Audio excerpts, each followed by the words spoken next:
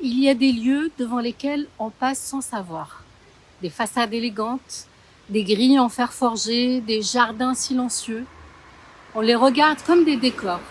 Et pourtant, parfois, une partie de notre histoire s'y est jouée. Alors depuis quelque temps, je parcours des villes européennes pour relier des lieux à des moments précis de l'histoire algérienne. Non pas pour empiler des dates, mais pour comprendre comment une parole nationale s'est formée, comment elle a circulé, comment elle a trouvé des espaces pour exister. Parce que l'histoire algérienne ne s'est pas construite dans un seul espace. Elle ne s'est pas développée uniquement sur le territoire algérien. Elle a circulé, elle a traversé des frontières. Elle s'est formulée, discutée, parfois contestée dans des villes européennes. Paris, Bruxelles, Genève, Évian et tant d'autres. Alors j'ai décidé de les parcourir, de me tenir devant ces bâtiments, de relire les archives en sachant où elles se sont inscrites physiquement, de comprendre comment une idée, celle de l'indépendance, a pris forme, s'est structurée, s'est internationalisée. Il ne s'agit pas de refaire l'histoire, il s'agit de la situer, de redonner aux lieux leur rôle, de reconnecter la mémoire aux espaces. Parce qu'on parle souvent des dates, mais rarement des endroits, et parfois comprendre un lieu, c'est comprendre autrement un moment. Aujourd'hui, je suis à Bruxelles, devant le Palais d'Egmont, un bâtiment élégant, discret, presque silencieux. Et pourtant, le 10 février 1927, dans ses murs, une parole décisive a été prononcée. Dans le Palais d'Egmont, il se passe quelque chose d'essentiel. Dans ces salons bruxellois, sous les plafonds décorés et les lustres, se tient du 10 au 15 février 1927 le Congrès des peuples opprimés, aussi appelé Congrès anti-impérialiste. Environ 170 délégations sont présentes. Des représentants de l'Inde, de l'Égypte, de la Chine, du Vietnam, de l'Indonésie, d'Amérique latine, des figures intellectuelles, des militants, des observateurs européens sensibles aux luttes coloniales. Ce congrès donnera naissance à la Ligue contre l'impérialisme. Nous sommes en 1927. Le monde est encore dominé par les empires coloniaux. L'Empire britannique est immense. La France contrôle une grande partie de l'Afrique du Nord et de l'Ouest. La Belgique possède le Congo. L'idée même que cet empire puisse s'effondrer semble pour beaucoup irréaliste. L'Algérie, elle, est colonisée depuis 1830, presque un siècle à ce moment-là. Le code de l'indigénat encadre la population musulmane. Les terres ont été massivement confisquées. Les droits politiques sont inexistants pour la majorité. Le système paraît solide, durable. Et pourtant, ce jour-là, au Palais d'Egmont, un jeune Algérien de 31 ans prend la parole. Messali Hadj. Il ne représente pas un État, il ne représente pas une administration.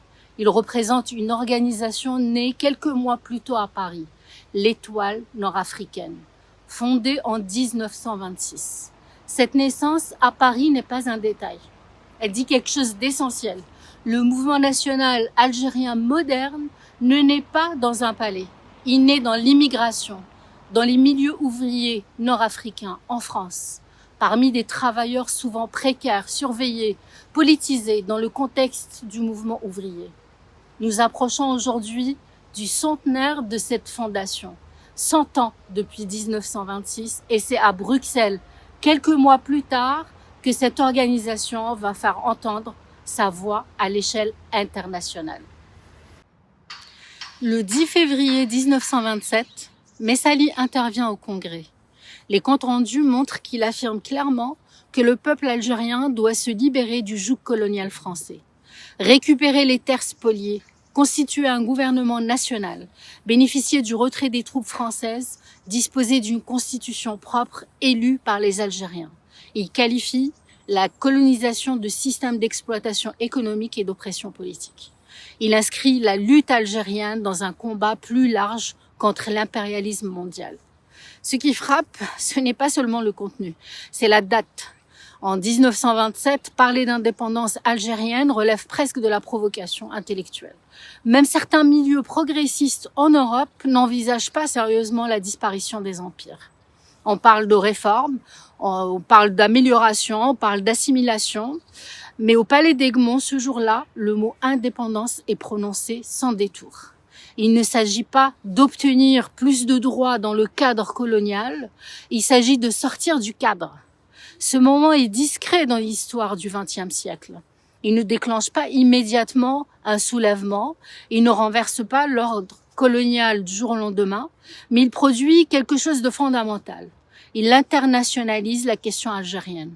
L'Algérie n'est plus seulement une colonie française, elle devient un sujet politique discuté parmi d'autres peuples dominés. Dans les résolutions du Congrès, les luttes nationales sont reconnues comme légitimes.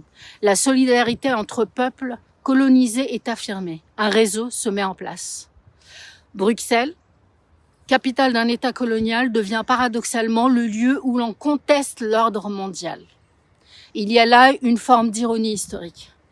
Marcher aujourd'hui devant le palais d'Egmont, un 10 février, presque 100 ans plus tard, permet de mesurer cette continuité. Les murs sont les mêmes, l'architecture n'a pas changé, mais les empires, eux, ont disparu. Entre 1927 et 1962, il y aura des décennies de lutte, de répression, d'exil, d'organisations successives. L'étoile nord-africaine sera dissoute, Messali sera surveillé, arrêté, assigné, d'autres structures naîtront. Le mouvement national évoluera, se transformera, mais la formulation claire d'une indépendance algérienne sur une scène internationale, elle, est déjà là en 1927. Avant les armes, il y a eu les mots.